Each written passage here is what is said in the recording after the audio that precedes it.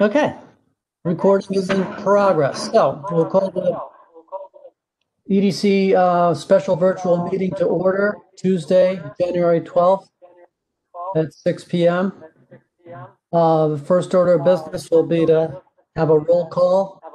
I'm Dave Hammond, the chair. I'm here, and I'll just run down the list. So if you're here, please say so.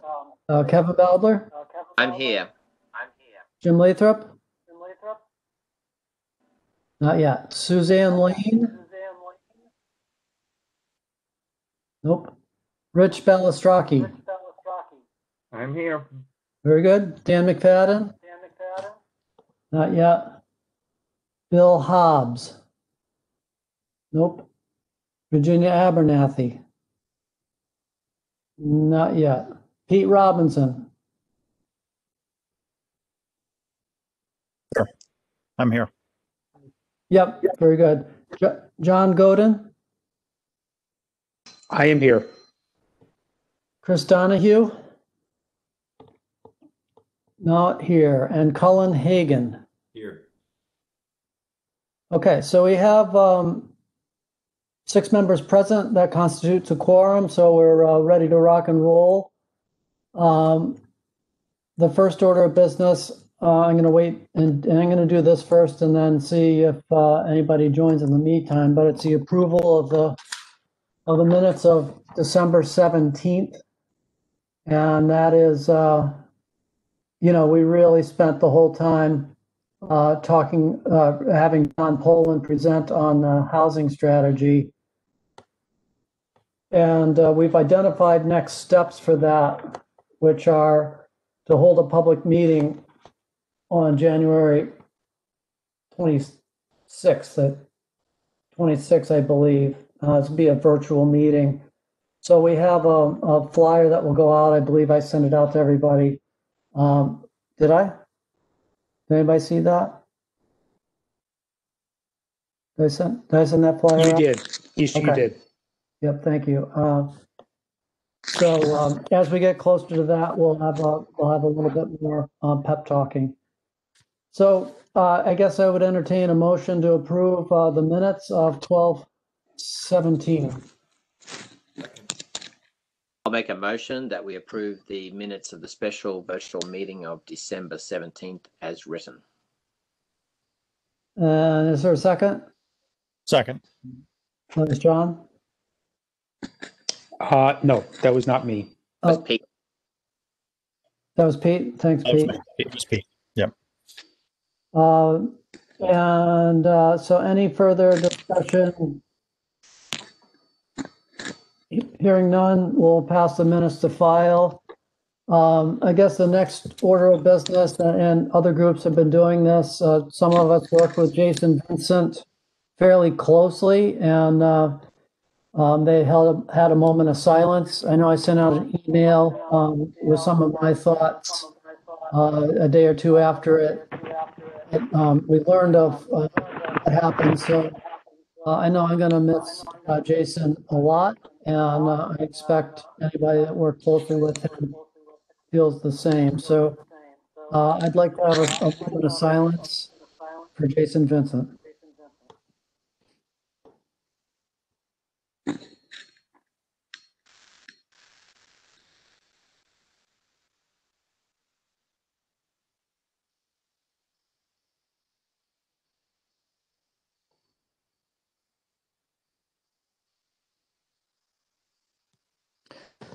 Okay. Thank you. All right. So the main order of business today is going to be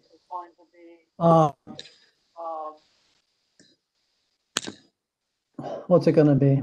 It's going to be we're going to identify the projects that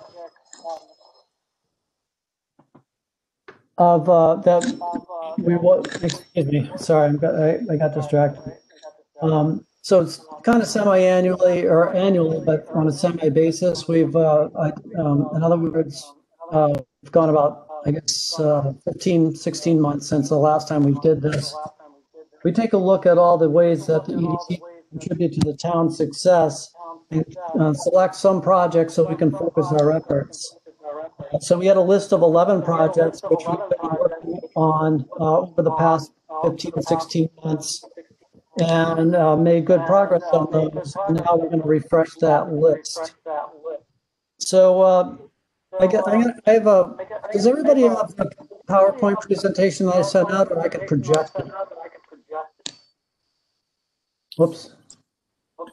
We do. Is there any, I'm getting an echo. I don't know if it's just me, but I hear twice of everything. Yeah, I I hear it when everybody Dave twice speaks. as well.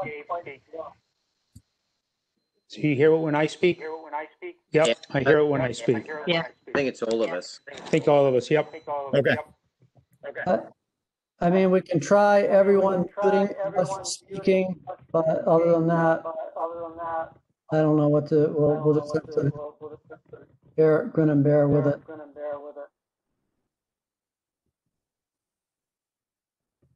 All right, so I'm going to share this.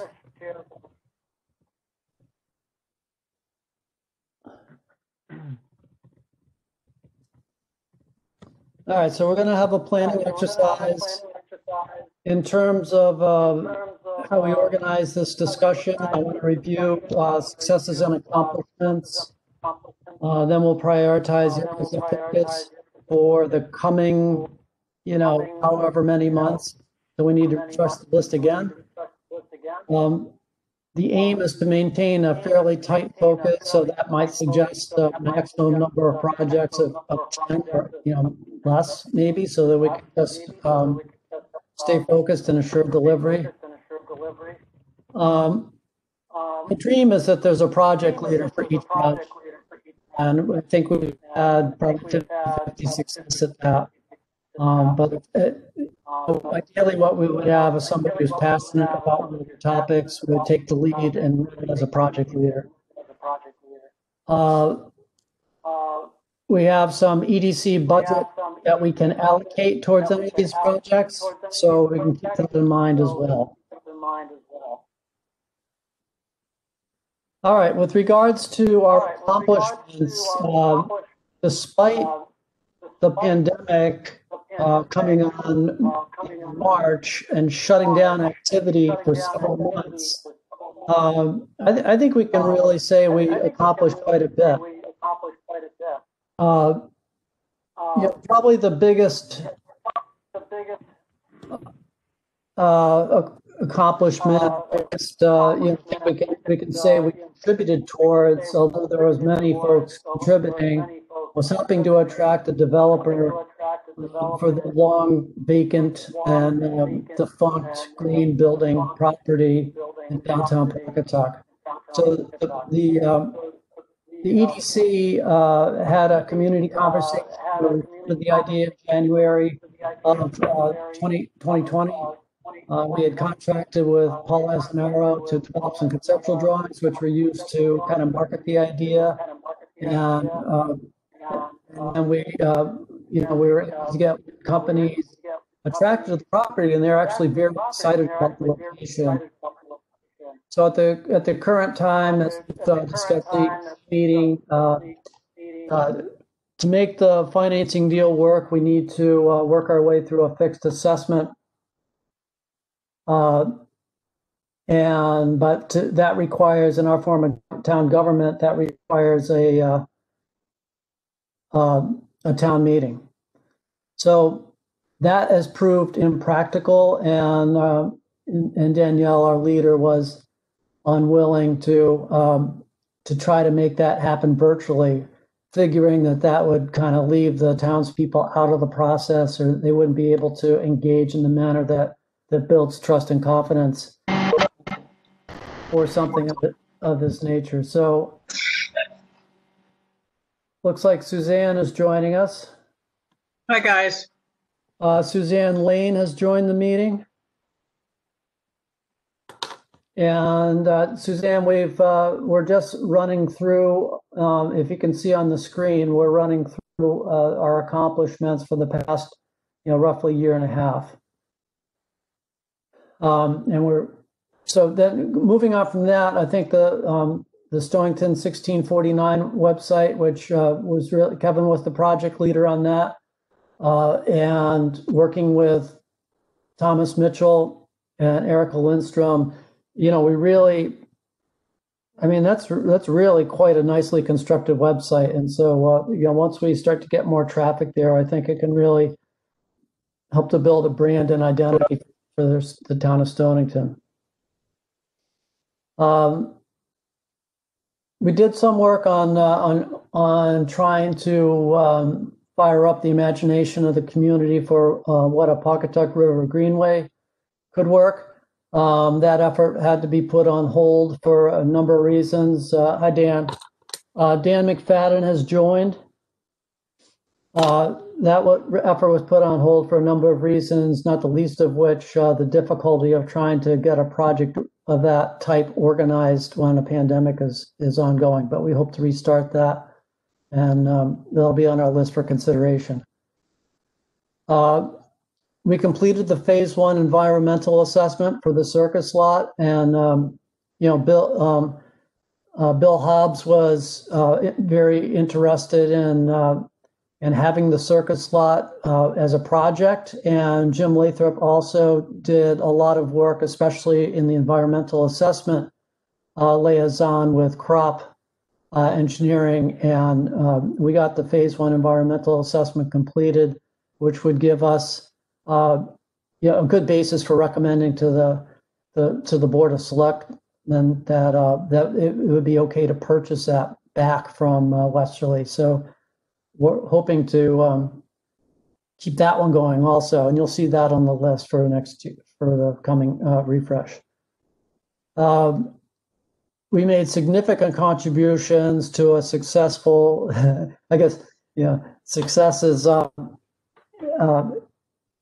requires some explanation there. We had hoped to get more properties designated as receiving historic structure designated than we did, but we did get 4 properties. So the success was we were successful in getting 4 properties so designated, which is great. And Jim Lathrop played a key role in providing research and input into the application for that. I think through the EDCs, keeping the importance of an affordable housing plan on the radar of Town Hall.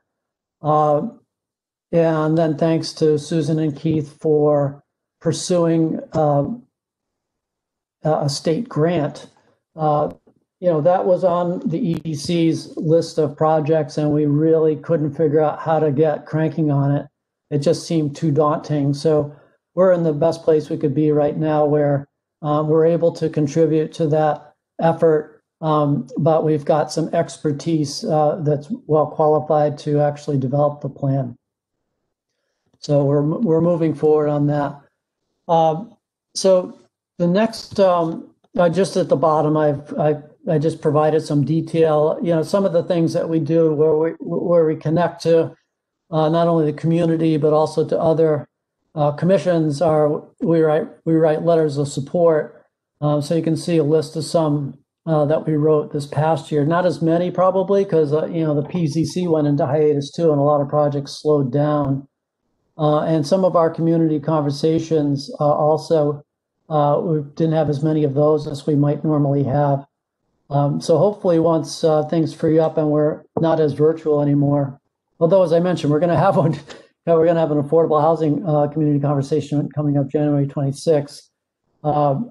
And so, we will start the year off with a bang with getting one of those under our belts. So that's those are 2 areas where the EDC can more tangibly contribute. And I think, we have enough, I think our reputation has been, so we have enough visibility that if we write a letter or we have a community conversation, people take interest and they pay attention, which is, that's great. That's great for us to develop that level of not only trust, but recognition within the community. That's what we want. All right, the next part is going to be so this is we haven't done this virtually before. So I'm going to start out, I'm going to suggest that we have a walkthrough of each of the ideas, and I'm going to, when it comes to the department, so let me just reflect on how this is laid out. The kind of the organization of the there's no priority suggested by the list at all.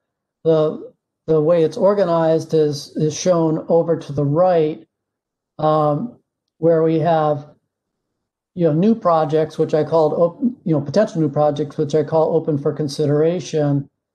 Ones that are in progress. So the stuff that's shaded in green is suggested as carryover from our current list. Then I have a list of, and some of these intersect. Some of these projects intersect, and they have multiple attributes. And so the Department of Planning CIP, which I'm going to have Susan talk more about when we get to those. Now I have a column called "Not a Focus of the EDC," but that was if you look at the Excel, that the total in the appendix, you'll see things pop up there. I just haven't included them for discussion since they're not a focus. Even though I think we should have a car to that the Department of Planning wants. Even though I think we should have one, we're not gonna go for that. Oh, it's not even on here, is it?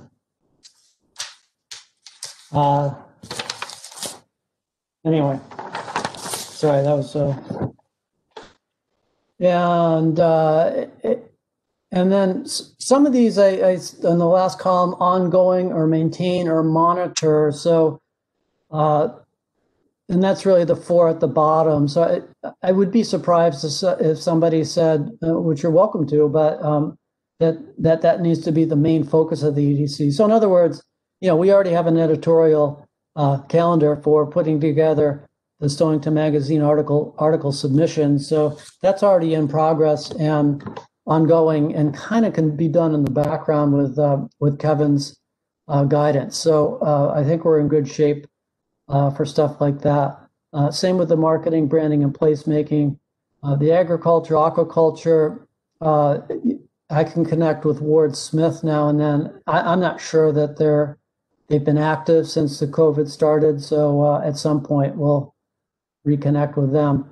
And then for the transit-oriented development districts, I included that in the list of items that we can monitor. So that would be one that I would say we would want to monitor. In other words, if the state of Connecticut said, and I know Lamont's talked about this, he's talked about wanting to support affordable housing more and housing near transit hubs. So if the state were to say, we're going to create some funding and here's how you can get access to it, and we're monitoring that, I would suggest we start to maybe take a closer look.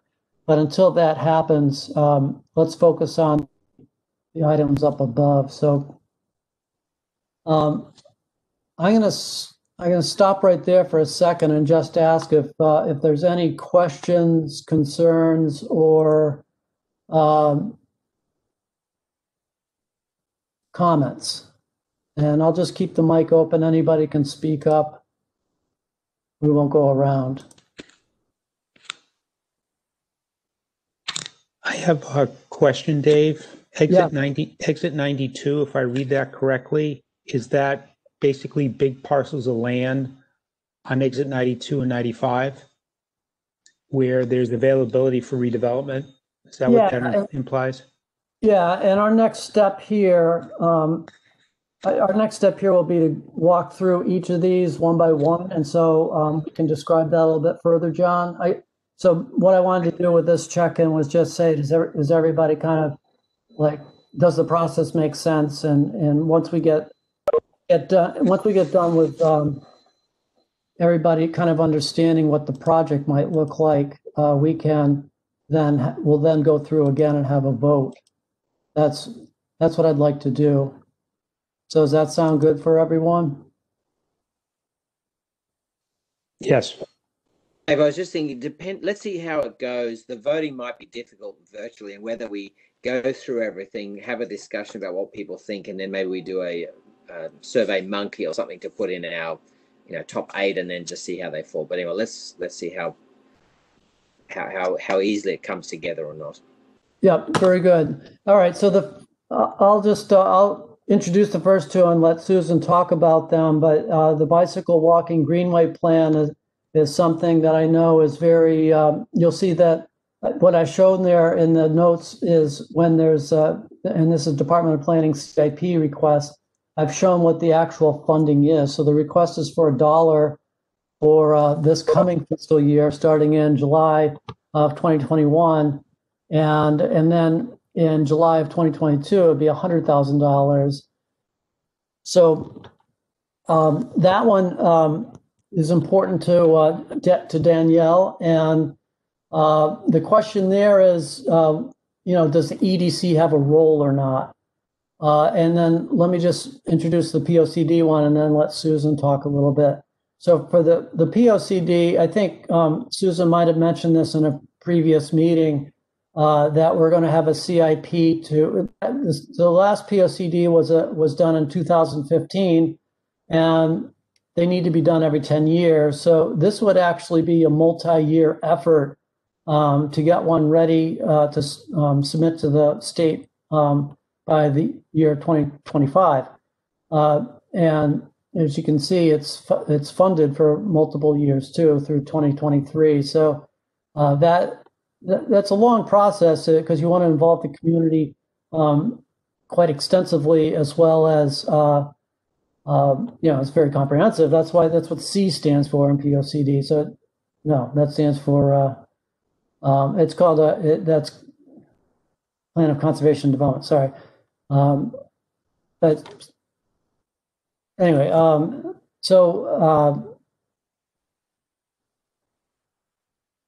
where was I? So that would be, the EDC could have a hand in, say in community conversations as we gather input for that. So with that, I'd like to ask Susan if she would talk about each of those two projects, and then we'll continue down the list. Sure, Dave. So what the discussion that we had at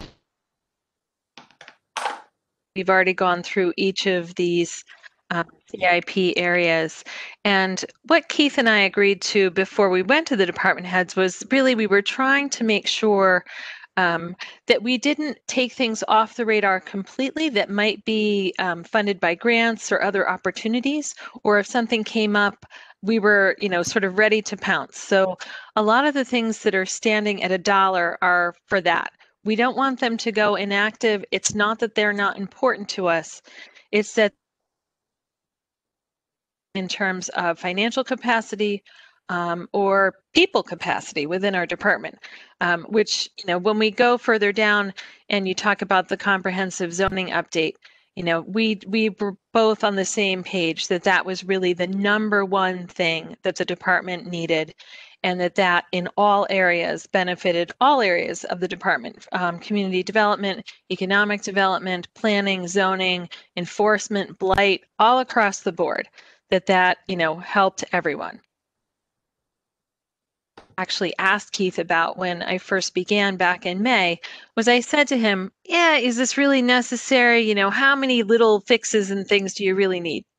Well, when he got up to 40 little fixes, and we hadn't even talked about the bigger pictures of, holistically speaking, how does one chapter flow into the next, or are things properly arranged so that someone who's never dealt with our zoning regulations before could really make their way through them and find a predictable outcome. Said, okay, this has gotten a little crazy. That our own staff and our own commissions are having to make all these judgment calls about what they think might have been, the spirit of the regulation, or what they think the regulation was intended to be. But in a lot of cases, things aren't consistent anymore, and it's become really cumbersome for us on the enforcement side as well. So that became the number one. But because that became the number one, and it's such a large of money, but then what we also did is a lot of the other things that were important but not as important became these dollar items. And so I just want to sort of preface that it's not that we don't agree that we should be having, a greenway, a walking, a bicycle plan, that isn't important, or that doesn't, actually bring in a lot of the different areas of town of how we need to sort of seamlessly make the town work together. Number one, it made a lot of the other things kind of push them down. Now, that being said, the POCD also, like you said, Dave, in 2015, the POCD was put into play. And so it's valid until 2025. And every 10 years, we are required to update that. But it's also an expensive effort that's going to be going on. And many of the things that we're doing right now, like may get sort of pushed over into the POCD in terms of housing strategies, things that we're trying to do in terms of regulations. So the bigger long-term framework that we're trying to achieve will start to head over that way as well. But it's a multi-year effort, so we need to start to think about that now and put aside at least some money for now so that, we're not waiting until that 10th year to begin to be. So maybe I'll hand it back to Dave because I know you have a lot of other things to go through. And I'll be waiting to jump back in when you need me. Okay, thank you, Susan. So if I hear you correctly, it would suggest that the bicycle walking greenway plan is kind of a placeholder for now, and so that wouldn't necessarily be something the EDC would want to, even if we're passionate about it, would want to say we're going to focus on that in 2021, 2022, because there might not be much happening until such time as we got a grant or something like that. Does that make sense? That makes sense, Dave. Okay. And for the plan of conservation and development, if you guys, for all of you that were with us for the 2015 version, and Blunt was the chairperson, Blunt really worked hard to review that and come up with ideas and suggestions for making it better. So I think we can do even more of that this year with more EDC involvement. So I think not only for reviewing of a draft once all is set, once the draft is completed, which is one of the later steps, but also as we lay the groundwork for the POCD. And one idea, for example, would be to do research into other towns, find some good benchmarks, find some good POCDs from other towns, and we might, in working with the consultant and with the Department of Planning with Susan and Keith, say, here's some ideas we'd like to help us organize our POCD. I just happened to be looking at Auburn, New York today, and they had a wonderful POCD, and it really addressed some of the issues that we talk about in our EDC, such as items such as minimum parking requirements, so to help make their little downtown section more vibrant. And they also have already built sections of Riverwalk along the Cayuga River. And so a lot of we can find in their POCD cited other towns that they looked at, like Mashpee, Massachusetts. So then that would lead, I didn't look at Mashpee, but that would lead you to take a look at that one and say what made Mashpee so great. And I think we can do some research there and help inform them more on the front end of the process too. You'll see in the middle there, I have our EDC economic clusters in the orange columns, and then the dark green column is just items that would suggest that there would be considerable outreach and community development opportunities, and then links to our current POCD. So I've checked off every box for a POCD because it covers the whole gamut. Okay, I'm going to move down the list. Continue to advance TIF, tax increment financing. We got started on this a ways back, had some really good subcommittee meetings, including with some subject matter experts, where we learned a lot. And Rich Balistraki was organizing that effort. And it led up to a community conversation at Saltwater Farms, which was a really fun venue. But aside from that, we had a really good turnout, and we got some good input from folks. But then it just kind of fizzled out, and mainly because it just seemed like it was more than we could bite off and chew. So that's an option. I know we had a subcommittee meeting with Susan. It was Rich and myself, and somebody else was there. I can't remember who, Rich. But, was it Cullen? No. I think Cullen was, right? Oh, okay. Yeah, that's right. It was Cullen. So, and I think we're looking at Exit 90 and Exit 92 could really benefit the most from that. But drafting a policy, going through the town meeting process, and getting it in ordinance form is a fairly heavy lift. So we've kind of put that on the back burner.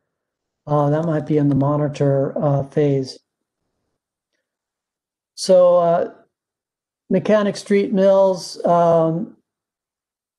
we'd like to connect with the owners there. I had a little bit of a conversation with Danielle today, and one of the potential SIPs is capital improvement project is a capital investment project is the floodgates that protect those mill buildings. And we had a little discussion about, does it make sense for the town to fund that? And what I said was that, as soon as the owners of the mill step forward and say, we'd like to make our properties more valuable, if we could just get those floodgates certified, then I think we'd have some partnership and could share some costs. So the first step would be something we could do. I know Jim Lathrop was interested in working on this, trying to make connections with the owners of those mills and start saying, how can we make things better? How can we work together to make this more economically valuable? The owner of, I can't remember, it was 82 or 100, but the potential owner of 82 that was looking to buy it, except I think there's environmental remediation needs for 82, and then, or it could have been 100. I can't remember. If Keith was here, he'd remind me, but he reached out, the owner, representative of the owner reached out to Keith about a year ago now. And yeah, that would be a way we could reconnect on that one too. Kind of the same deal for Thread Mill South, the Thread Mill North. It has a ton of potential. Thread Mill North is a beautiful apartment building now. It's been reclaimed and been renovated.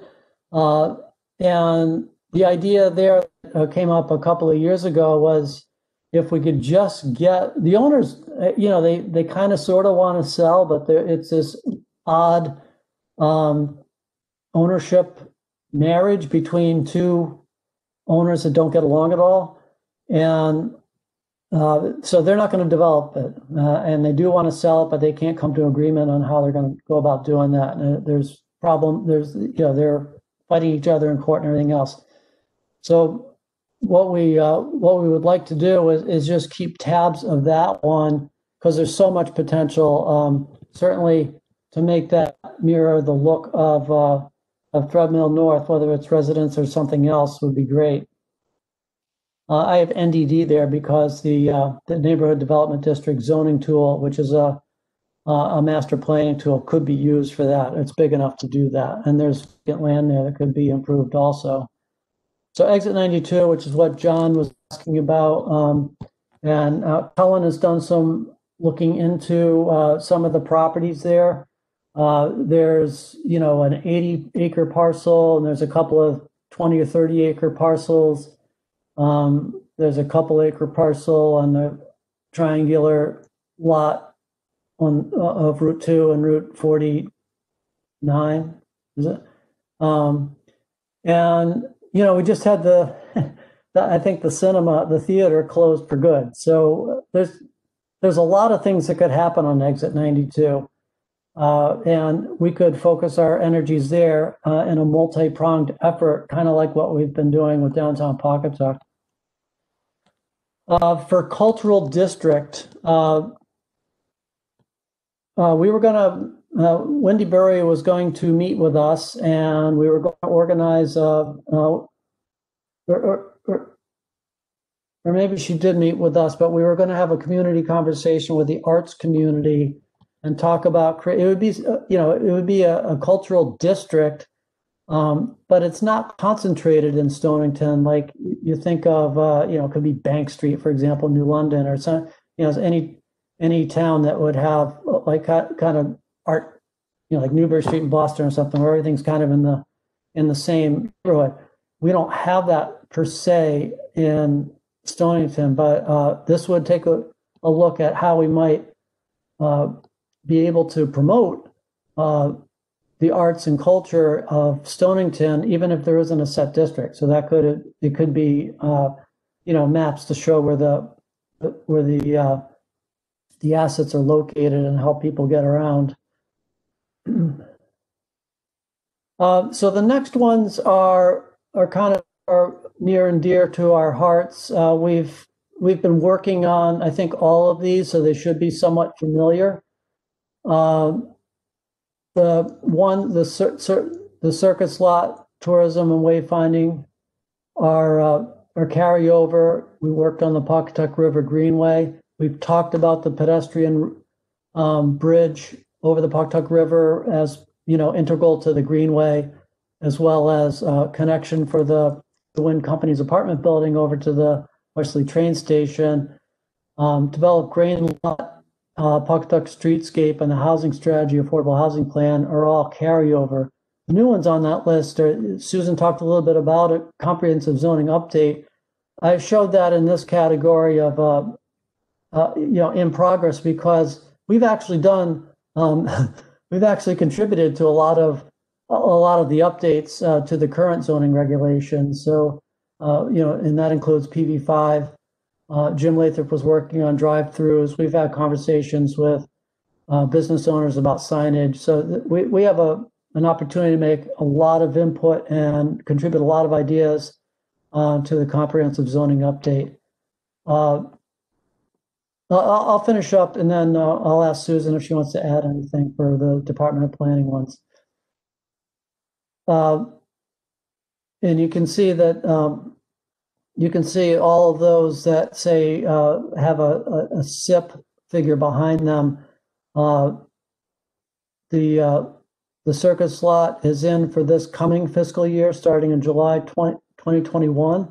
So that's good news for us, because that's something we really wanted. There's some money in for community and tourism wayfinding signs. I think Kevin's played a hand in helping to get that started, and ideas for what signs might be put up on a time phase basis when. And then for the comprehensive zoning update, as you can see, that's funded for this coming fiscal year also. The next four are all that placeholder category that Susan talked about with the dollar. That doesn't mean that we can't, a lot of the planning and spade work that the EDC does is for free. So we can get, if it's in for $1, lots of times it means that if we can get some sort of engineering design or some sort of cost estimate put together and get things lined up, ready to go. So for example, lots of times you can't get a grant unless you have a lot of information available to help fill out an application. So that's things that the EDC could work on for any of those that are in for $1. $1 means that it's got town management support, which is good, and they are projects we could work on and contribute. So new on that list are the Stillman Mill environmental assessment and brownfield remediation. Cullen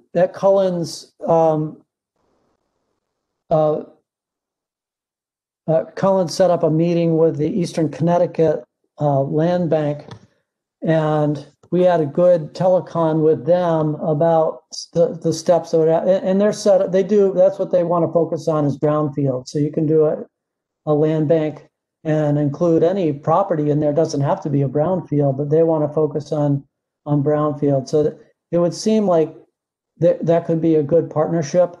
But the owners aren't really cooperating. So even though, despite, it's amazing how the town doesn't have much leverage, even though the owners have stopped paying taxes and are otherwise not performing as community partners on that. So that could be a project where we could help the town find a way forward and help figure out what the eventual use might be. For example, by gathering community input. Okay, so I'm going to stop there. And Susan, anything that's also Department of Planning CIP, would you like to elaborate any further than what I just did? Sure, Dave, but just in a small way, so I won't take up a lot of extra time. In terms of the wayfinding signage, there's a small amount of progress that's been made on that in the Coogan Boulevard area. Several of the area property owners have been willing to put up the money for the materials for the signs, and Public Works has put them together. And so we just on that basis, and we've offered that, to others who'd like to keep going in that way, at least in that one area. What we're talking about in terms of wayfinding for the larger community, we've had a conversation, Kevin and I, about how to maybe move that forward in a small time way, and with a little bit of that, sort of labor intensive on our own backs in terms of the EDC. If the EDC could help sort of, sort of biggest bangs for the buck. If we had $5,000 to put up signs, where would we put them? Where would we put that money? What are the most crucial intersections that wayfinding could be helpful? So we're trying to move that forward, but in sort of a smaller way than was previously looked at, because we're not looking to spend $75,000 or $80,000 for a plan. We're looking to take a small amount of money, start to make an impact. Maybe it'll gain some momentum, and then we can keep going forward. But we all and help a little to find, the best priorities without spending an outside consultant's money to get a really large plan that might be great and comprehensive and beautifully designed, but if we then don't have the money to fund the signs to go along with it, that doesn't get us anywhere either. Yep.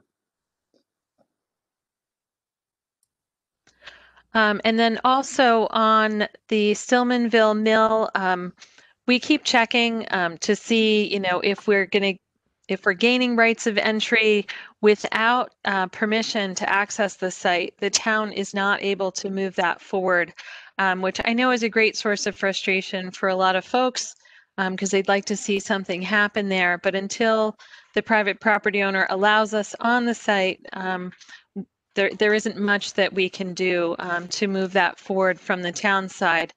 We can certainly come up with concepts and plans and ideas, which is exciting. But in terms of setting foot on the property and moving things forward in terms of, an EPA Brownfields grant or something from the state, that's something we can't move forward yet without that permission. And then on the grain building lot, obviously, they've put in for the CHFA funding, they've put in for the CDBG funding. The town assisted them quite a bit on that in terms of the environmental review they had to do for those projects. And for the $1 million of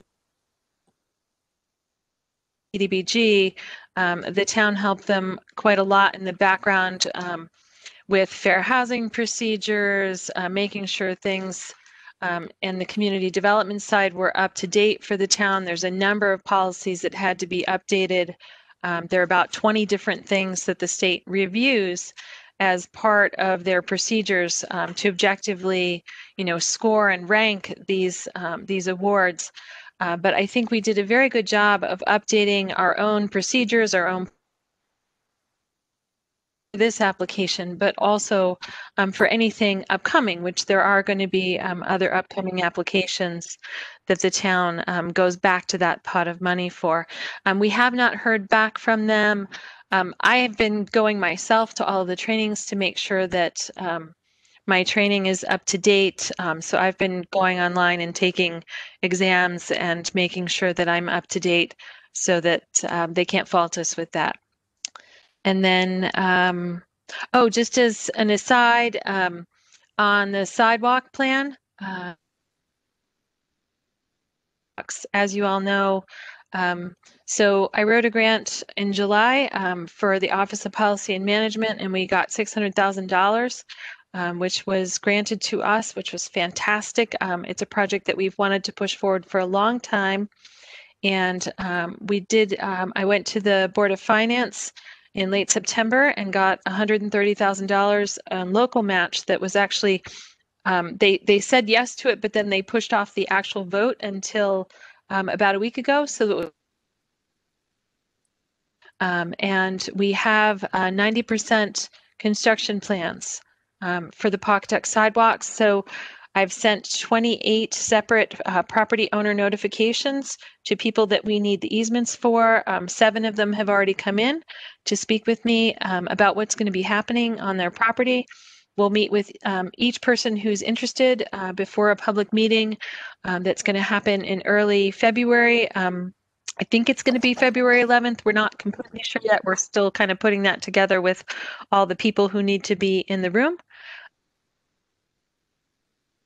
Be pushed forward, and we'll have 100% plans in April, and then we'll have to put together and execute all 28 of those easements and have people back in to sign them. So things are very busy in my office right now, but it's very exciting to see something that people in town have wanted for a long time. I mean, people have been wanting this for over 20 years, and it connects our high school, and if we're lucky, it'll connect all the way from the high school all the way to Mayflower Avenue, which there are sidewalks from Mayflower all the way into the downtown village area. So that'll be a complete connection. And so far, the people that I've talked to have been very positive and very excited about the sidewalk coming, and have really had just very small questions about construction management, about phasing, about, what happens when they're working in my driveway? How will I get in and out? So pretty simple questions to answer and things to deal with. So far, we've had a very positive response for that. So what, From the Affordable Housing Plan meeting by a little bit of time, so that we didn't have both of those in the same week. So. right. What happens if someone doesn't grant an easement? Well, hopefully we can talk everyone into, by the spirit of the community to grant the easements. But I guess grant an easement and won't allow it. It's not as if we're going to force it upon them. No one's going to, we're not going to do an eminent domain situation here. We're not going to do that. So we would probably end up making some sort of crosswalk, going to the other side, trying to get those connections and coming back. But so far, it's been very positive, and some of the more difficult properties actually have already come in and have been very happy to see this happening. I think over a long period of time, they've seen people, shimmying past their properties because they're in areas with walls or very narrow stretches, and they don't want to see people hurt. So the nice part is that a lot of people, even those who are looking across the street, they realize that All along Route 1, there are a number of elderly apartment buildings. There are lots of children, and there are connections that need to be made between the school, between shopping centers, between the Walgreens, between downtown. So they're trying to make it safe for everyone in the neighborhood. And so far it's been a very positive comments back. Just little questions, really.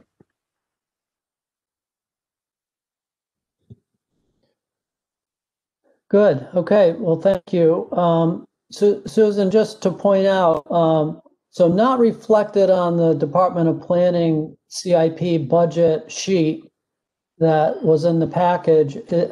I show it in red there. We actually, so I guess I'm a little bit leery of losing this money, but I would hope somebody would tell me if they needed it for something and it wasn't still available for these efforts. But we work kind of hard to get the money transferred into these projects. 20,000 for the Pawcatuck Streetscape, which is dormant at the moment, but we could think of things to improve, especially with stuff like outdoor dining, and then 20,000 for the survey and permitting of a section of the Riverwalk. So, I don't know. It'd be good to show those, I guess, on the Department of Planning budget sheet, so they don't lose visibility and get siphoned off by somebody else.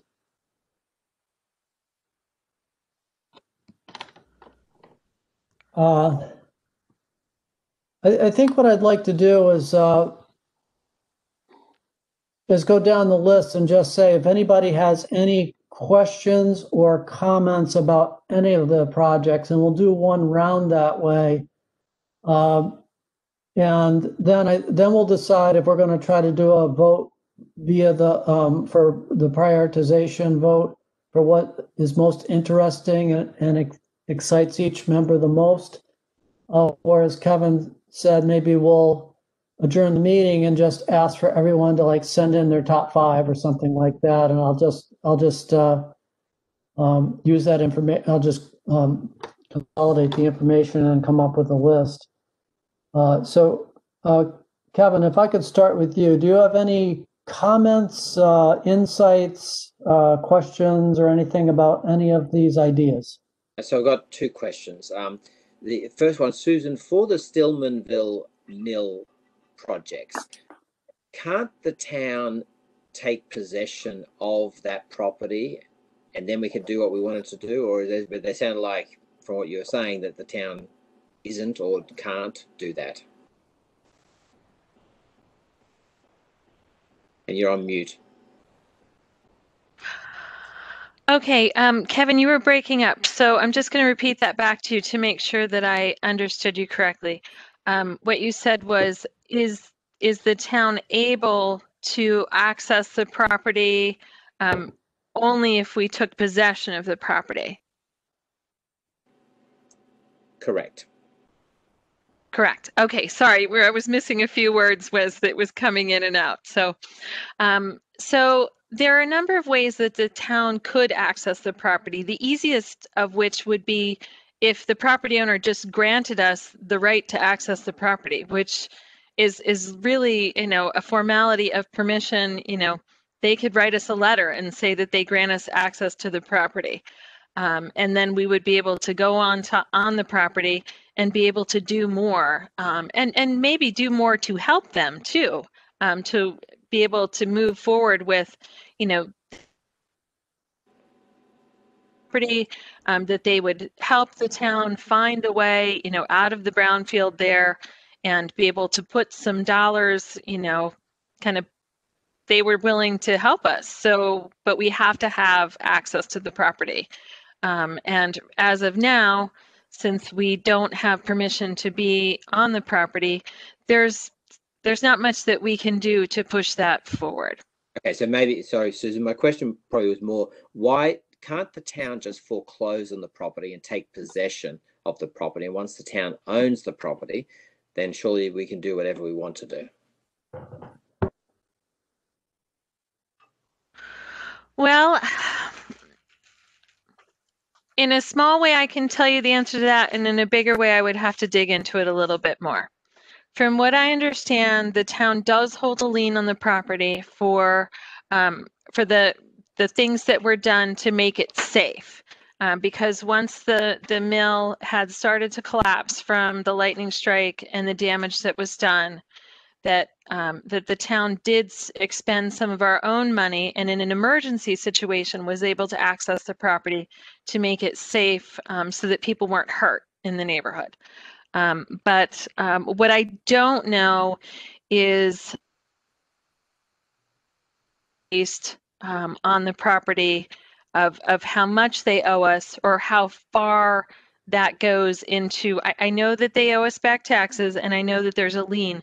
I don't know if it's gone far enough for us to foreclose on them. I also don't know if the town attorney and the first selectman have yet had that discussion of, do we want to foreclose on them? If we did foreclose on them and we went that route, of course, then we're never going to get, our money back in terms of what we've put out so far, because we're not going to get that back from the property owner. We're going to end up with whatever environmental problems are on the site. We're going to now own those problems. And I don't know if the town has decided if they're willing to sort of bite off that cookie of, is it worth it to them? It's a pretty small amount of property. There isn't a huge amount of buildable area there. You're also surrounded almost completely by residences. There's a little bit of commercial space, just adjacent across the bridge, but most of that neighborhood is a single family neighborhood. And the shape of the property in terms of geometry is not super conducive to, building something there. You're also that close to the river. So it's a pretty tough piece of property. I think the town would have to make sort of a strategic decision if it made sense to foreclose. Did we want to foreclose? Do we want to take over the brownfield and, develop that property, or would we prefer not to? Okay, so it sounds to me that those two projects then are not really something for us to prioritize if the town is hasn't made the strategic decision to say we should take we should take that property from the current owners. It might be something. It might be something to discuss in concept or to discuss for later. And I don't think it's something we should just completely take off, the radar completely. I think we have to be aware that it's there, or that it could come up, or that they could keep not paying the taxes, or maybe the EPA comes up with a huge grant, allowance. Maybe sometime in the future, things could change and make it a more realistic opportunity. But for now, we're kind of stuck where we are. I like your optimism, Susan, because the owners have done nothing to work with the town or to do anything about that property. Okay, my next question is, I know it's my fault, I didn't sort of have TC80 zoning rewrite as a project here, but do you think, is that something which would get covered under the comprehensive zoning update? I think it would, but the other thing that,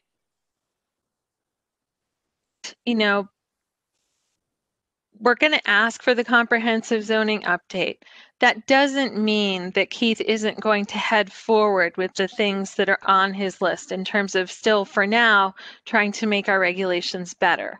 So if there was something that you want to pursue that you think is important, we should definitely, we work very well together. We've been able to really toss things back and forth in capacity, which has been really helpful. But we could also say to him, that the EDC is really interested in working on the TC80, and we'd be willing to do some of the legwork for you.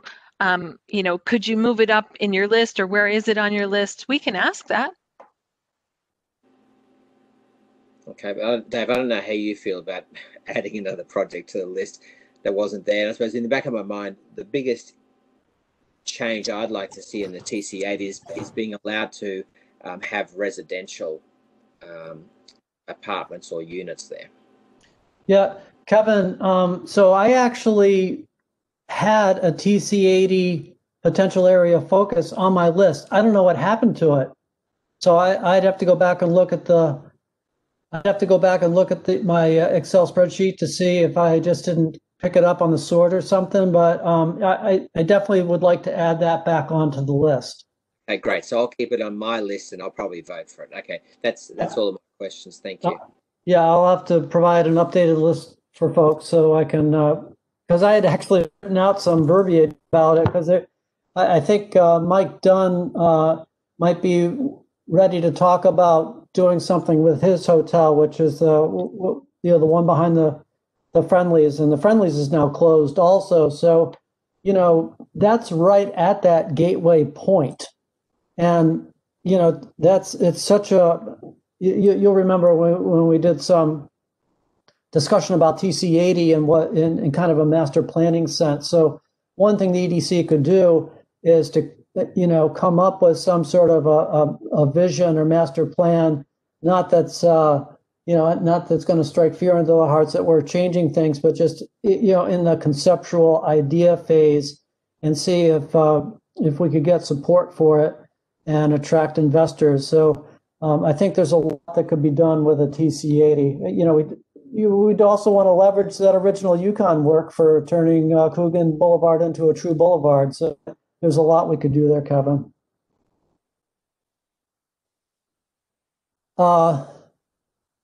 Okay, thanks for the great questions. I'm going to go to Suzanne Lane.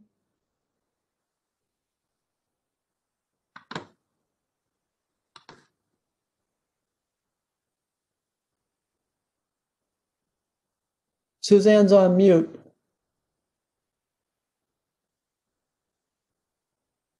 All right, here we go. All right, so on that Stillman Ave conversation that we were just having, can the EDC get some of those questions answered and maybe take a look at what can happen there versus the town officers going in, use the commission as a avenue to try to get a dialogue going with the owner? Yeah, I don't know about the owner. We did talk, so Cullen and I talked to one of the principals of the Eastern Connecticut Land Bank, and we actually have a follow-up. So that precipitated an email conversation with Danielle to try to pick up the pieces again. And Danielle and I think it was Keith, it may have been Susan, had met with the Eastern Connecticut Land Bank, but before the pandemic, I think. So it's one of those efforts that kind of got thwarted a little bit with a slowdown. And so I think we can play a role in kind of restarting conversation with the Eastern Connecticut Land Bank to see if there is a path forward where we could use them as a resource. But as Susan Cullen mentioned, the owners just aren't playing ball. I doubt that the EDC would have any more success at connecting with the owners than members of the town have had. All right, I was just wondering if a different arm of the town coming at them would be, more welcome than, the officers at town hall, Or lawyers or something. Right. Right. It's a good what question. Are they going to find? What are they going to find and pick on us about, Right. Yeah. Or just go at them with, we're here to help you, let us help you. This is what we want to do, and see if they can, let us in, that's just the thought. Yep. And then the one thing that we don't have on here that I wondered about, I don't even know if it's appropriate or not, but there's so many businesses in town struggling with the COVID situation. I'm just wondering, should we be doing something? Can we be doing something? What can we be doing to help the small businesses and retail and the restaurants and so on get back on their feet as we all get vaccines? And is there some way to help people get moving? Because there's this big disconnect. We've lost some businesses. You know, it's tough. It's tough up there. I'm just wondering if there's some role that we should be taking to help with that. Just throwing it out there.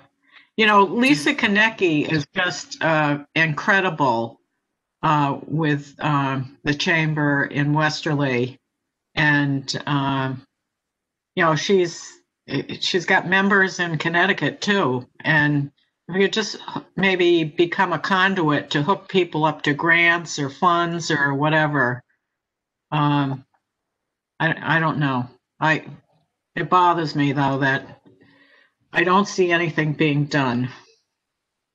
Yeah, I know it's not my turn yet, Susan, but I totally agree. And I'm curious about, you know, the roles that, you know, Mystic Chamber of Commerce or an Ocean Community Chamber of Commerce, and obviously there's a lot of small businesses between those two chambers.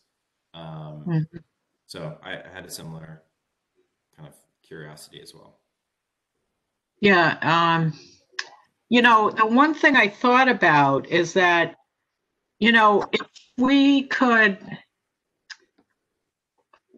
need to be able to communicate to businesses in our community as an organization.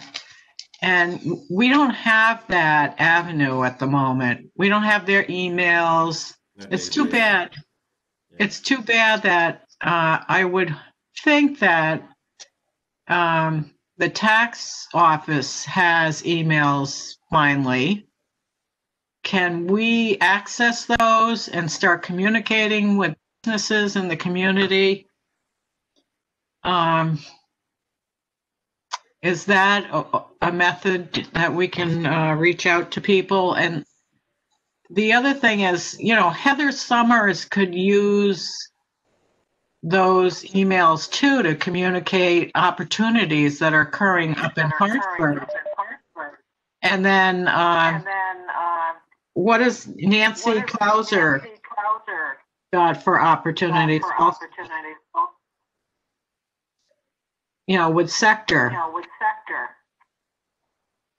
Suzanne, I'm going to put that on the list. I think, you know, that would require someone to take the lead and do all the things that you're talking about. So, you know, I think Lisa Konecki provides a good model. I know Peggy Roberts just has left the Mystic Chamber, and so they're in a state of flux there.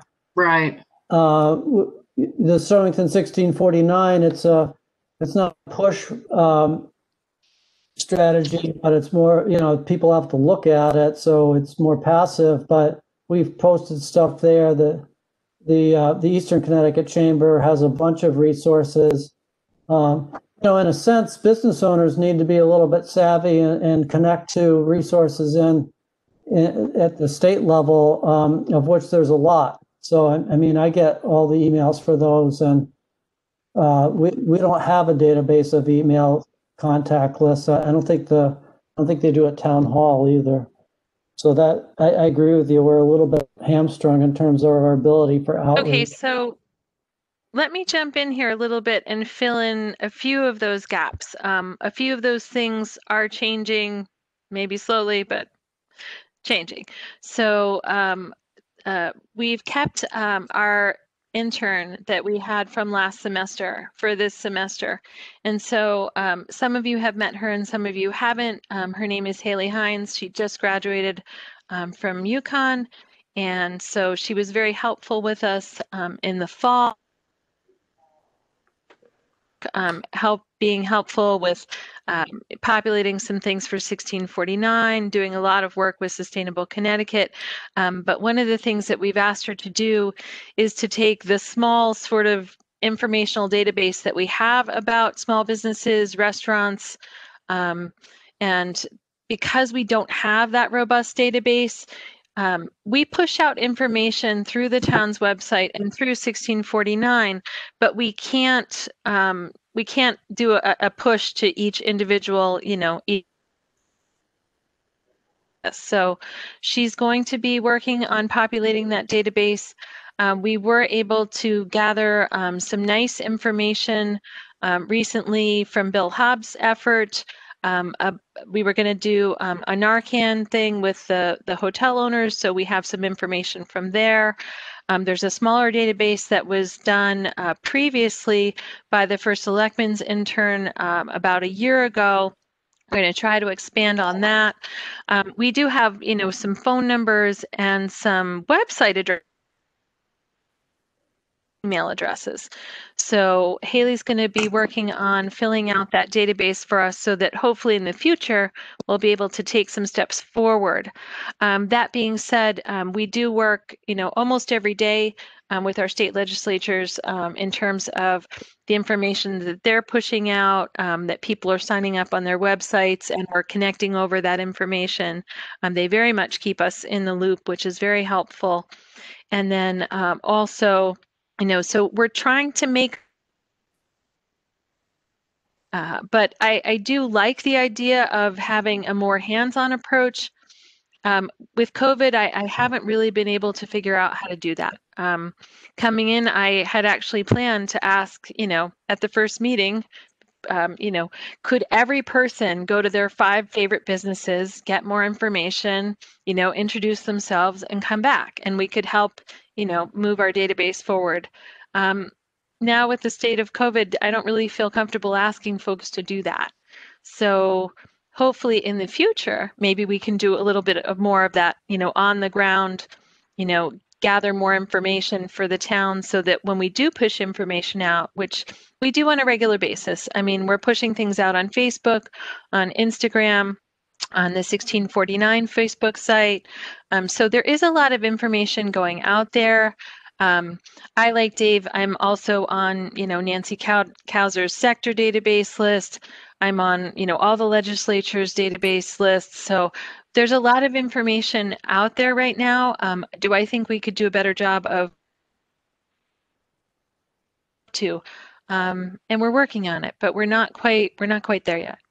So, but if any of you in your own courses of business have databases that, are shareable, that you are comfortable, with sharing the contact information, or if you have a way to do that, I'm all ears. Please, send it all over and we'll help compile it. I'll be very happy to.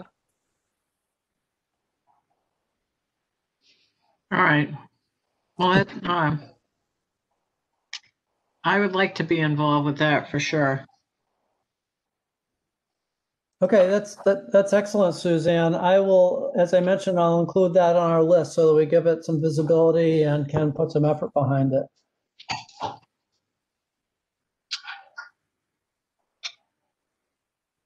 Are you done, Suzanne? Yes, thank you. Okay. Rich. I was actually just going to piggyback on that a little bit. I'm kind of right in the throes of all of it with the payroll protection program. Is that just, got passed by Congress, and we're getting ready to start that round of funding at the bank now.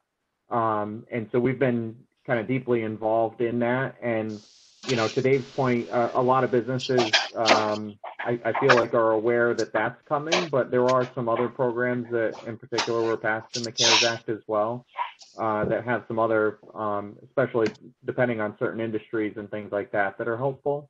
But I wasn't sure if maybe that could be just a reference point, if even we have, through Facebook or Instagram, just say, if your business needs assistance, please reach out to an EDC member. And then maybe we just have a compilation of some of those programs that are available to just to try to help direct people. Because there are a number of different different agencies out there that are assisting in grant programs and things that are available, or even in other ways, if we do come across anybody, if you refer them to their local bank, I can tell you all the banks are actively engaged in all this because, they all have customers that have been affected that they're working with as well. So I think that's, it's tough without a full database to reach out to do that. But I think, our role, if we can just encourage people to kind of speak up if they're not finding what they need, and maybe direct them to, the commission or, someone just to reach out and help shepherd them through. I think that might be a good way that we could add some value as well. Very good. Thanks, Rich. Anything else from you? Nope, that was it. Next on the list is Dan.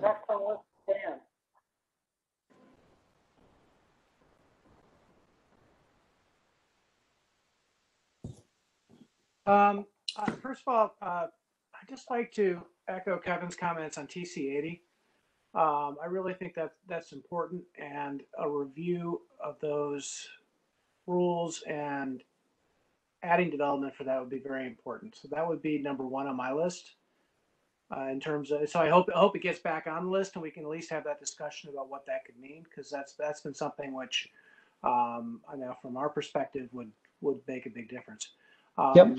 The other issue is a big lesson that my museum learned this year was the value of people coming up the river.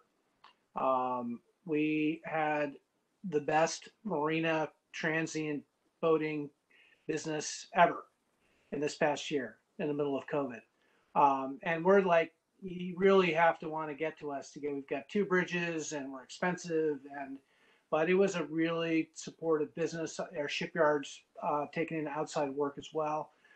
So I think there's something to sort of take home even after COVID about the value of the maritime business that we have. So I'd really like to, I'm just going to vote for making sure we pay attention to that.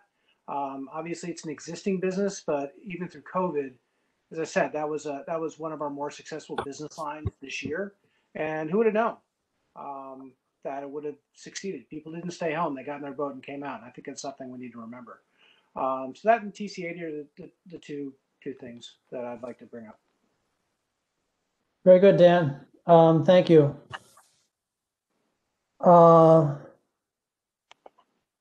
I know we had a community conversation with marinas maybe 2 years ago, and maybe it's time to pay them all a visit again. So that's a great idea. Next on the list is so Pete had to leave, and I'm sorry, my bad. I didn't, unless it was, we started this round before 7 o'clock. I should have called on him first. So Pete had to leave. John Godin. Yeah, I have a lot of questions, but I'll be brief tonight and focus on a couple of things. Number one, TC80, can someone give me a thumbnail sketch of what you guys are talking about? Just very briefly, very, very briefly.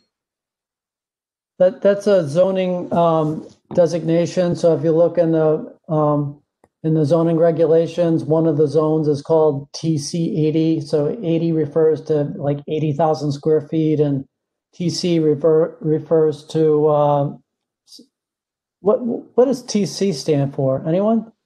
Something commercial, right? Doesn't matter, John. Sorry, Tourist commercial.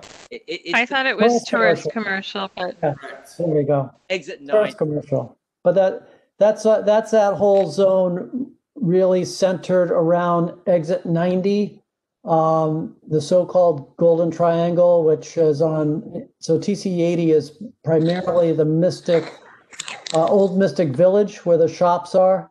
Got it. And, okay. And the hotels across the street. Okay. I would want to make sure that's on my list. Yep, good. Now that I know what you guys are talking about. Okay, great.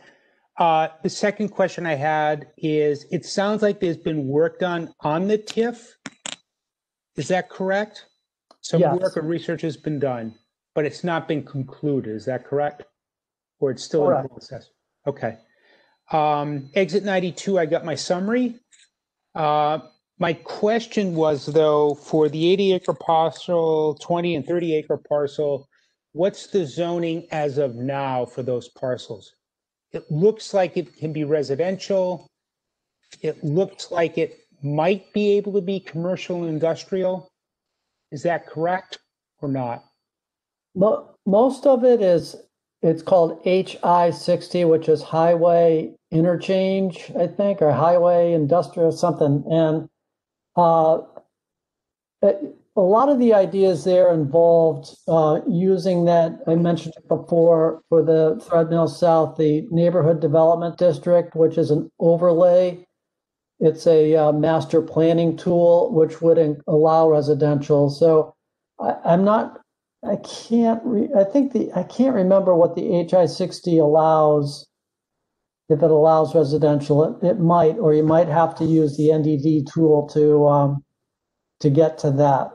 But that's definitely, so the 80 plus or minus acre parcel I mentioned is the so-called Breslin property, which is as you get off the exit, if you're going northbound, you get off the exit, it's the land in between Elmridge Golf Course and Route 2. Totally empty, yep. And that has a proposal, not a proposal, a concept has been drawn up that includes retail and a lot of residential. So, that people are thinking that way. They're not thinking big box stores anymore, which was originally what HI-60 was intended for. People are thinking in terms of smaller retail, lifestyle center where you have residential and then services for people that live there that they can walk to. Okay. That makes sense. That makes sense. The last question I have, and this is just an assumption on my part, it could be wrong, Susan, but on the Stillman property, my guess is the owner obviously doesn't want to pay their taxes and wants to limit their liability associated with the cleanup. Therefore, they do nothing.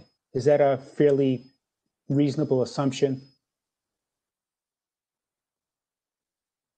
Having never spoken with the owner, I hate to. This would be that they're trying to limit their liability, or that they have some grand plan of their own, or I just don't know. It's sort of strange that they're not interested in talking with the town at all.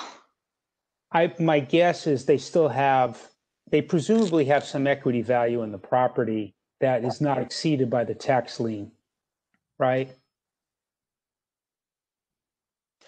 I would guess so. I'd have to look. The price of the lien either.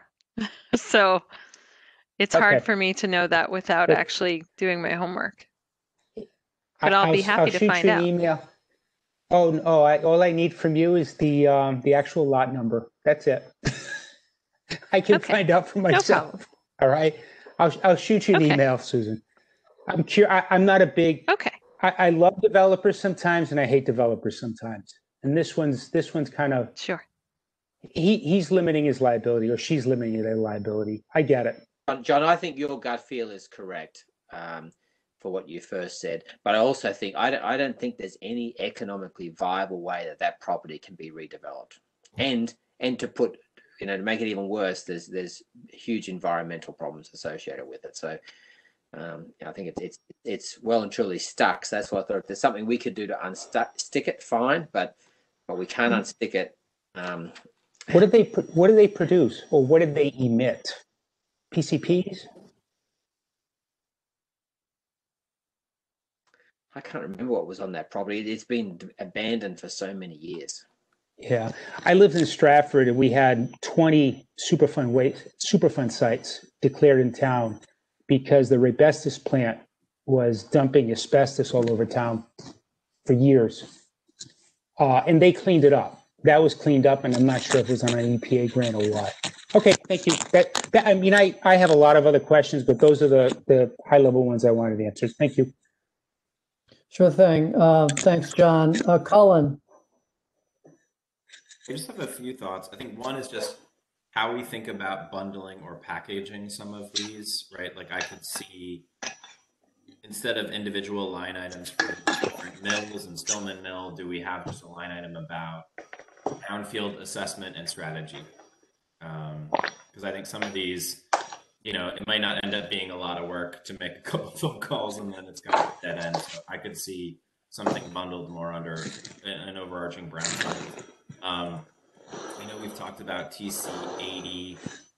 Wasn't sure if we want to include something in here around exit 90, or if that's, you know, between thoughts about TIF or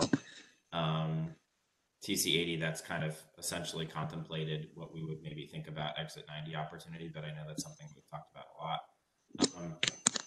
The only other two, and I guess I think about this exit 92 similarly, is sort of just like stuck properties, you know, maybe doing sort of a census around town of properties that have just sat there for a long time, whether it's that, you know, the former, was it a Tim Hortons near the high school, and just sort of taking a census of these different locations, doing a little bit of research and see, are there opportunities to unstick them?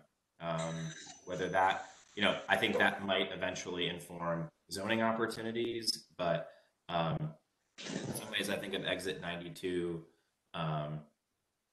less about 92 specifically and more just about there are a bunch of stuck properties there that have been stuck there for a while. Yep, good idea, Colin. I'll put that down as a like stuck property analysis so we could make up an inventory of opportunities in Stonington and then think of ways we could move forward with those. And potentially, again, as you think about how we bundle these in a sort of effective, efficient way, like I could see exit 92 just folding under that, because essentially it's, you know, I'm taking pictures of every site, I'm seeing the phone numbers that real estate, you know, develop, you know, I'm calling them, getting insights and kind of going from there. It feels like it's less of a specific geographic location and just kind of a census we could do across the town. Yep.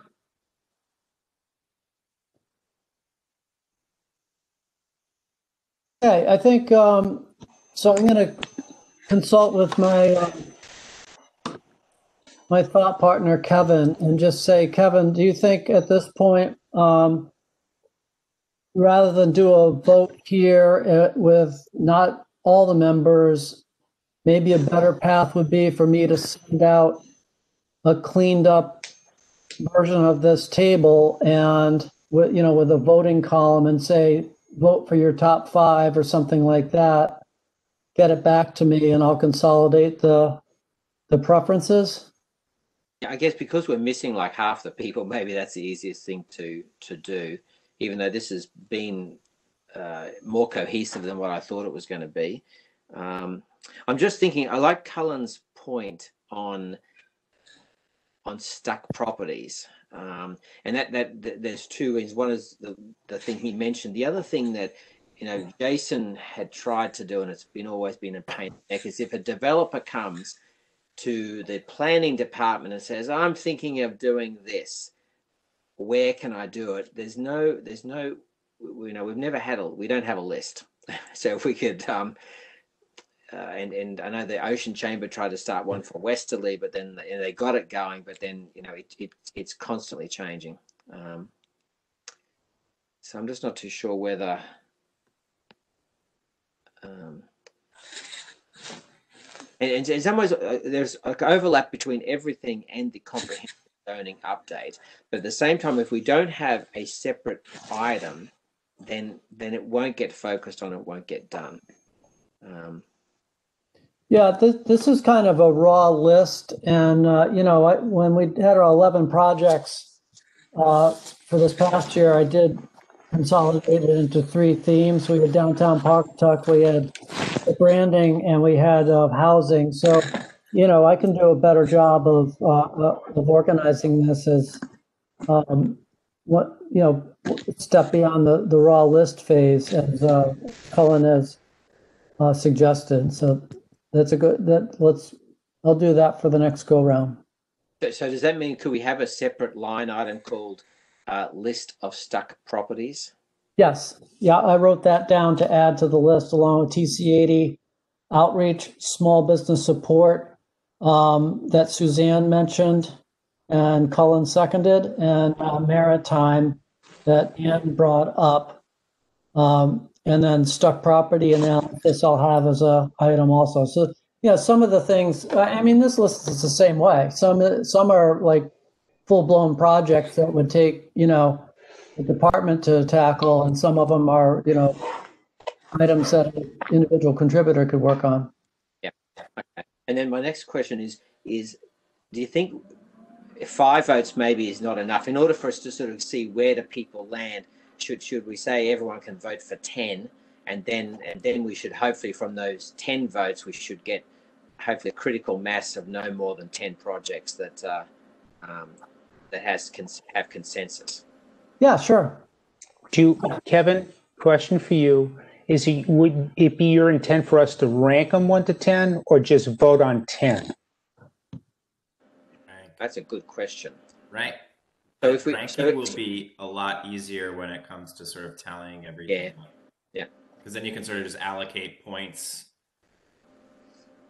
Yep. I guess the only other thing I'd add, Dave, as we think about people voting is people's willingness to actually, you know, sign themselves up for some of these items, right? Because if we have 5 things and none of us want to work on them, then maybe those weren't the 5 we should have picked. Yep. Yep. I would encourage ranking. I think that it's important. It's been helpful in the past year. And then should we also say which projects, and maybe more than one, that we'd be interested in being involved with? And if you vote for something, if everyone votes for something and no one says they're interested in working on it, then it probably doesn't make sense. Yeah. And maybe I would say too, maybe there's sort of I'd be interested in being sort of the primary lead or maybe a support function, because like Suzanne, I got all excited about small business stuff, but it sounds like you're the right person to lead it, but certainly be interested in helping. So maybe there's an opportunity there too. Yeah, that's a good distinction. So Yep. lead. Yep. And then the other thing, Dave, is what if something requires funding and there's going to be no funding available, probably put that low on the list. Yeah, so you know, as I mentioned here, Suzanne, we do have money that we in our budget. We have 15,000 to spend by June of 2021, 13 for next fiscal year. So you know, I think that's a great idea to say if there's if it's foreseen that there might be some money to have to be spent to support one of the efforts. We'll try to identify that up front. Yeah, before we vote on it. Okay. Yeah, I don't. Not being able to spend our budget this year, and we don't have it fully spent for next year. So don't worry about. I wouldn't qualify saying I'm not going to vote for it if there's no money. But most of the stuff we're going to do is going to be our volunteer hours. Right. Yeah. Except for the 15,000. Yeah, we have that. So you know, I think as you're voting, you want to think: would some money be helpful? So I mentioned, like, for example, Threadmill South. You know, would we want to do, or the TC80, exit 92 gateway? Would we want to pay like a Paul Finero type a couple $1,000s to do some sketches? You know, that would be, if I was going to vote for TC80 exit 92, I might say that's the highest priority. And I'd like to see one of our actions be that we do some conceptual drawings, which would require, $3,000 to $5,000, something like that. We can't spend $50,000, obviously, but I don't think we want to say we're going to devote all 15,000 of this year's money to one thing, but we'd be willing to spend X amount. The way we worked it out with Paul Azanaro, so we kind of said, this is how much money we have. What can you do? So we're not going to be able to. We don't have the luxury of saying we want to do a conceptual drawing for, what Exit 92 and a gateway to Stonington might look like. How much does it cost? Can you put a bid in it? We can't really operate that way. I think we have to say, we're a small volunteer group. We have a tiny budget. Would you be able to do what could you do? What kind of drawings would you be able to do? Rough sketches would you be able to do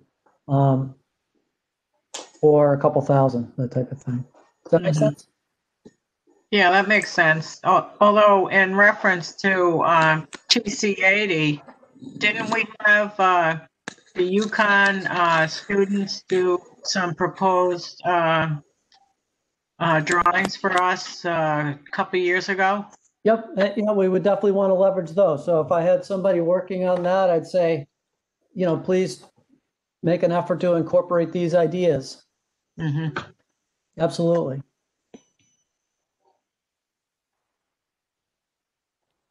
All right, I think we've reached an end point. I've got a lot of ideas of how I can organize this. So even if folks weren't at the meeting today, they'll be in a position to vote their top 10. They'll look at ranking those, or at least, putting them in some sort of order, maybe ranking their top 3 or something like that. We're going to ask people, which one would you be interested in working on? And would that be in a capacity as a team leader or a team member? And also, if you anticipate some funding would really help move this project or effort along, indicate that. So I'll get all that together and send it out within the next couple of days. All right, sounds good.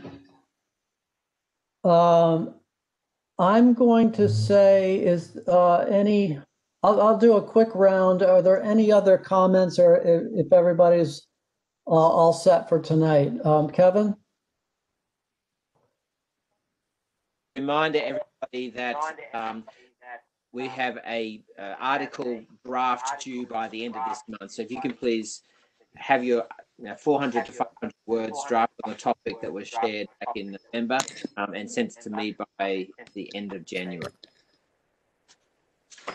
Okay, so we all signed up to write an article to go on Stonington 1649 website and other, potentially released to the press, etc. We need to think of the audience as the townspeople. It's an opportunity to educate folks on EDC issues and ideas. So I think it's a great way for us to gain some visibility, but also, a lot of people don't understand how a town works. So we can play a role there.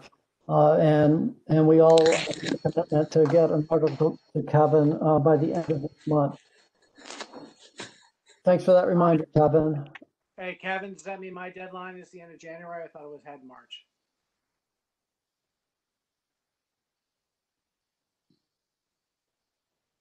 No idea where you get end of March. No, I think what we did is we said we'll ask everyone to have them done by the end of January. Okay. All right. And then what Dave and I will do is we'll figure out what's the most logical sequence. We may, ask you to do some tweaks. So then we'll have 12 months worth of content in our pocket, and we'll release it based on what I think it makes sense. Okay, noted. I got my assignment. I know. Thank you. Thank you. And John, I know you're going to do parking, and you weren't here to vote for it, but it sounds like you've got more experience on parking than the rest of us. Yeah, I spent 2 years in parking. It's a very interesting industry. Perfect. Hey, Dave, are there any members of the public here tonight that we need to hear from? No. Okay. Suzanne, any last words or questions? One of the, I'm going to send an email out to everybody, but I'll give you a warning. my article, I would like to write about leaders in our community who had humble beginnings, and my tie-in is to affordable housing and how when they started out, the break they got helped them to become more successful. So what I'd like to do is ask the committee if they can give me a name or two of someone who had a humble start and is a leader in our community, business or otherwise. And I'll reach out to those people and do a profile on 2 or 3 people in the community and come at that concept that way. I applaud you, Suzanne. That sounds like a compelling idea. So if you could put your thinking caps on and think of somebody who I might be able to reach out to, that would be great. Thank you. Very good. Rich? Nope, that was great. Okay, Dan?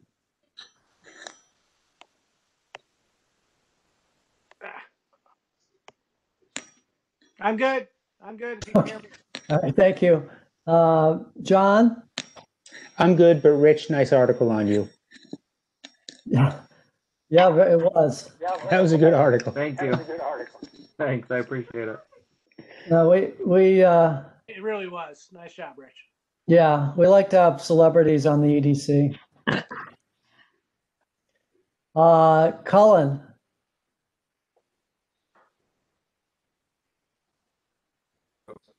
Nope. I'm all set. You're all set, okay.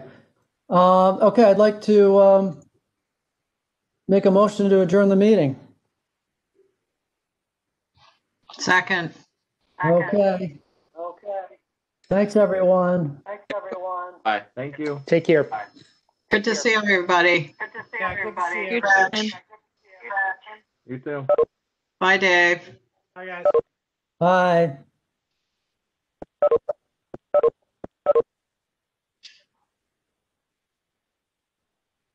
Thanks, Susan. Thank you, Suzanne. I love your idea. That'll be a wonderful follow-up after the affordable housing public meeting to be able to release that article, maybe even the next month. Okay, sounds good. Great idea. Yeah, thank you. Have a good night. Good night. Okay, I've got to make sure I turn off the recording.